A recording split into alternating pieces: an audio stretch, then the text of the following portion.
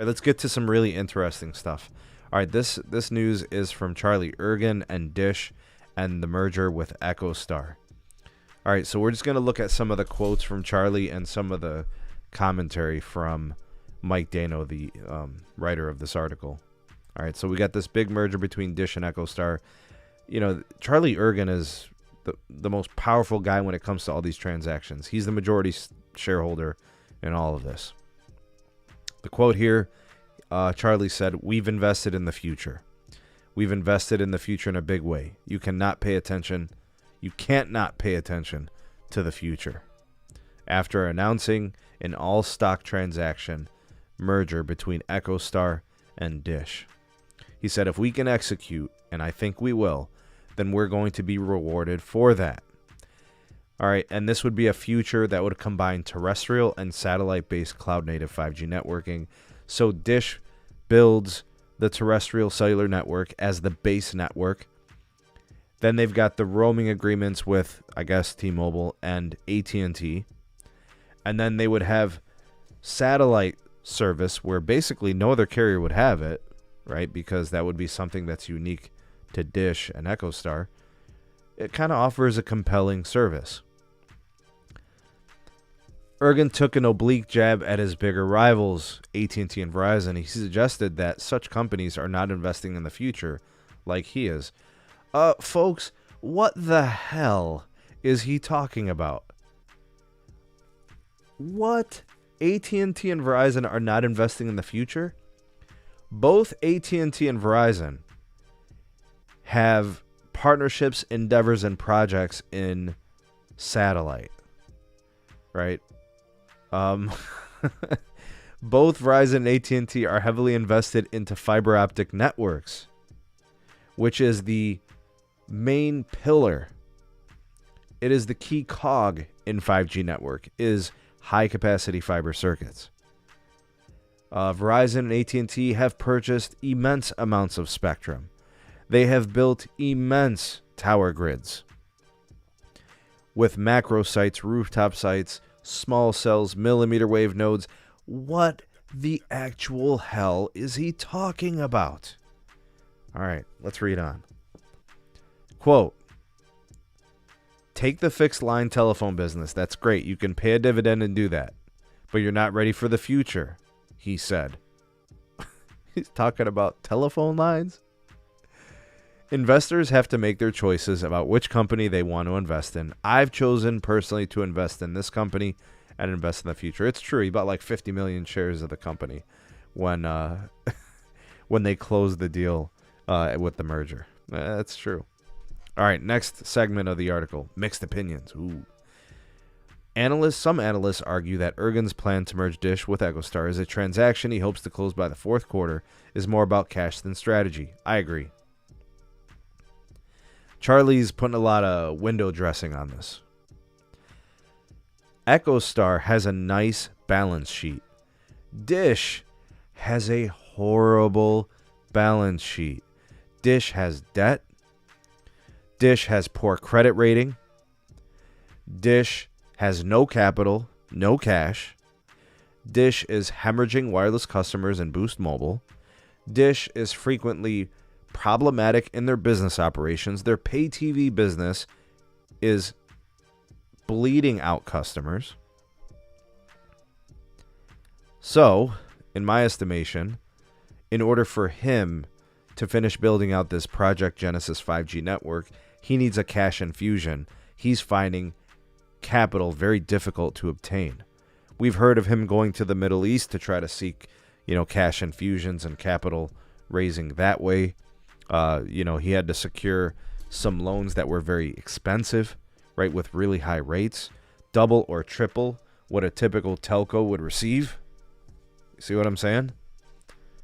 All right, so you put that all together, folks, things don't look exactly rosy for Charlie. I don't know, man. I personally agree with the premise that this is more about cash and less about strategy. If you believe in the strategy, that's your business, that's fine. I just think that's less than likely the case. with respect to the CapEx, the goal for Dish was to spend $10 billion to build out a network. Guys, T-Mobile spends $10 billion every year. They're talking about spending $10 billion to build the entire national network that covers 75% of the U.S. citizens. Verizon spends 18, 19, 20, 22 billion a year. If you count C-band, right? 18 billion a flat rate. AT&T's 20 plus billion every year. What the hell we talking about here? I don't know, guys. I'm not completely shutting down the premise they're building a nice strategy that's really interesting and really cool. Okay, I agree.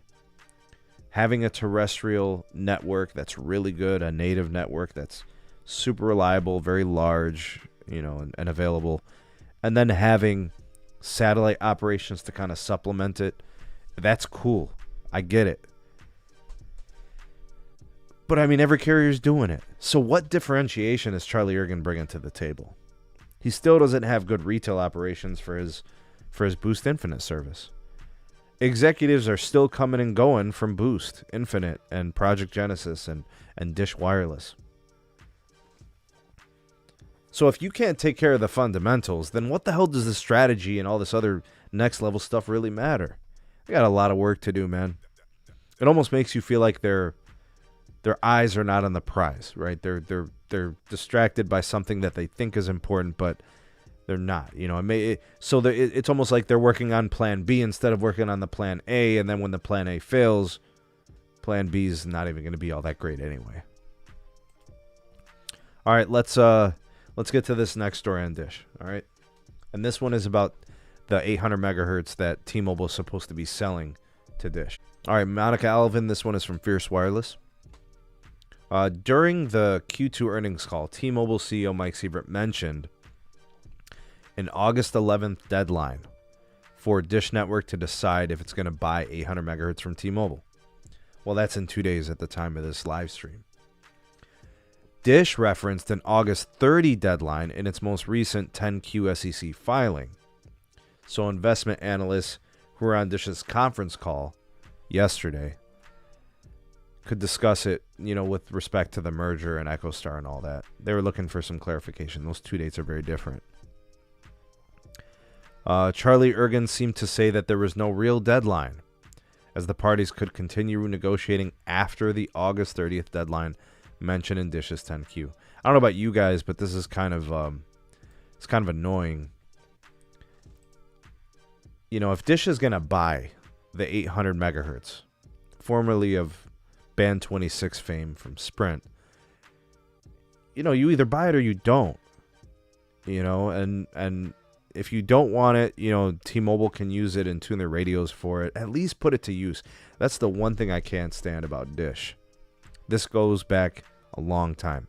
Just sitting on spectrum, They became a holdings company that just sat on spectrum and didn't build towers and didn't build a network, and now they forced their hand and they're still bullshitting. Ergen said, I think as long as the parties are negotiating, I think things will remain open. Ergen said during the Q&A, if it becomes clear to one or both of the parties that there's no path forward, then negotiations would cease. I can only say there are negotiations going on at the highest levels between the companies, and neither company has come to a resolution on that. I don't understand what resolution needs to be had. You either have the money to buy the spectrum or you don't. You either want the spectrum or you don't. What is there to negotiate? What is it, 10, 15 megahertz of 800 megahertz frequency? It's low band. You need it, damn it. You find a way to generate the capital and buy it, put it on air, and start monetizing your damn network. Ergen just talks too much, man. That's just a bunch of empty talk. It's bullshitting. And really, you know what? It's probably just pissing off investors. Ergen also emphasized that Dish would in no way leverage Dish's own balance sheet, but didn't go into detail as to how it would be financed.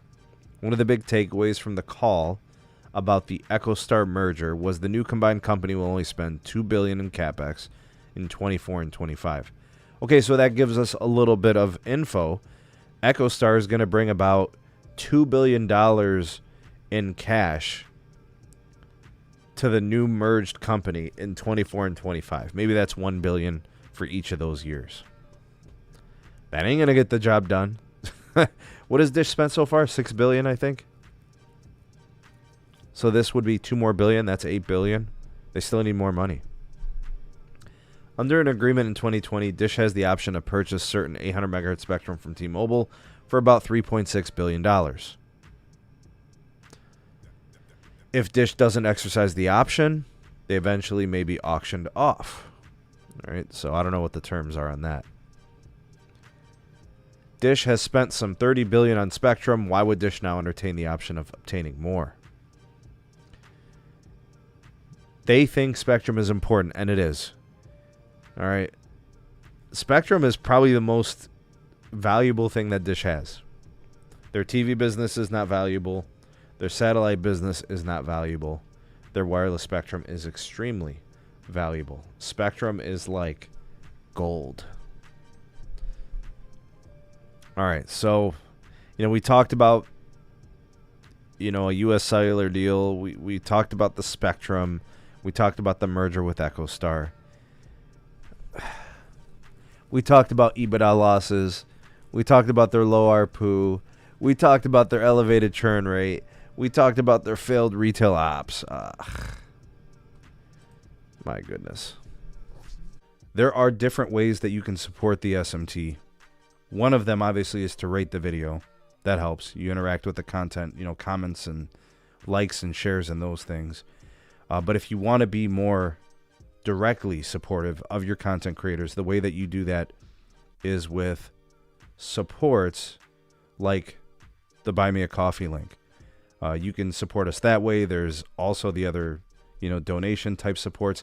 Really what I want to do is grow the communities within Patreon and the YouTube memberships, and more so the Patreon, because I can give you more through Patreon. So if you guys like what the YouTube channel does and you like what it offers, you're looking for a bunch of things like early access videos and additional live streams, you want more of the SMT, that's how you could do it. So I recommend checking us out on Patreon. The link is in the description. But if you don't want to do that, then you can support us lots of other ways. In the description, you've got the coffee link. You've got other stuff. There's ways to support the channel. Of course, if you need service, but you want a good value, you're sick and tired of price hikes, you're looking for a better deal, we have partnered with Mint Mobile. All right, use our partner link. It's in the description. They just increased all of the data allotments on all their plans, and they didn't touch pricing. So the 4 gig plan went to a 5 gig plan. They kept it $15. The 15 gig plan, right, used to be a 10 gig plan, right, and they kept it at $20 a month, right? So they added all this value, didn't even touch pricing. This is why we absolutely must support this company. They are doing good things. I mean, you tell me what carrier is doing this. What carrier gives you more for the same amount of money, right? All these other companies are raising pricing. T-Mobile just increased plan rates, right? Their new plans are more expensive. Verizon is historically known. AT&T historically known for slapping on increases to fees and additional fees and all those types of things. Mint Mobile's different. They're different. They're giving you more and they're not charging you more, right? So if you're looking for a second line, you want to try the T-Mobile network, you're looking for a better value. I can think of a dozen reasons to switch to Mint Mobile. And of course, you can port your number. You can get, phone deals. They'll like, look at this one. It's here at the top, right? We're talking about 6 months of free service when you buy a phone and get their 6-month plan. So you would essentially have a year of service and a phone all on a good deal. Can't beat it. All right, links in the description. Use it. It's our unique partner link, and it will support the channel.